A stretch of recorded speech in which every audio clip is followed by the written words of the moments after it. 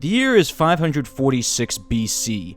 Argos and Sparta have been fighting off and on for the last 100 years. The point of contention, the city of Thyrea, was soon to see another conflict between the two states. The Greeks sure seemed to like the number 300.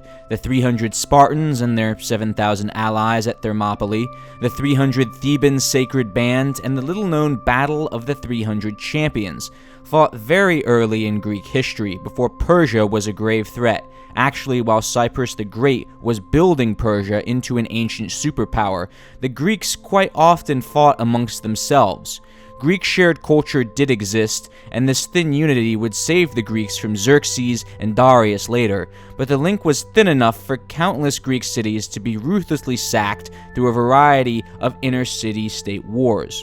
One such war was between the Spartans and the people of Argos over the coastal town of Thyrea that lay between the two city-states. Make no mistake, the Argives were outstandingly few soldiers, especially so during their early history. Around this time, Argos directly competed with Sparta for dominance of the Peloponnese, and competed well.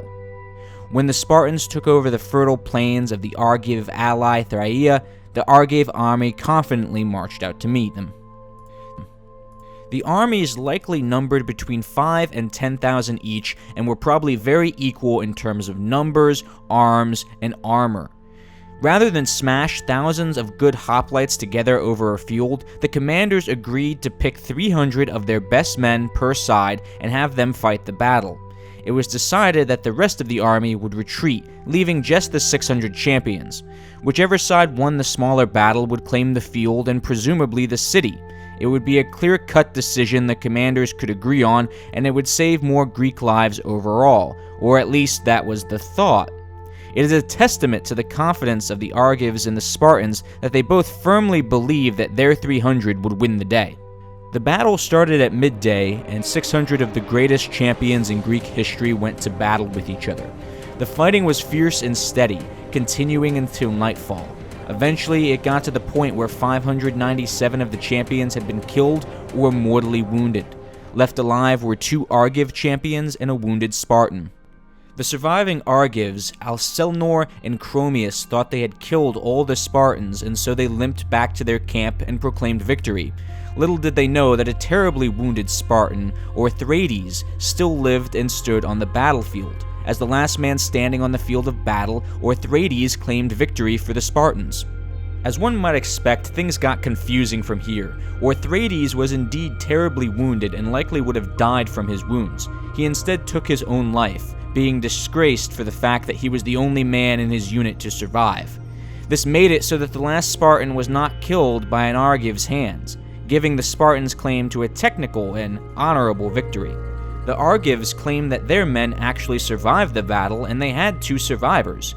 In our modern time, it would seem pretty clear that the Argives really had the best claim to victory, but in the Greek world, each side really did have a fairly good claim, since honor was everything after all, and the story certainly circulated through the Greek world, becoming legendary even in its own time.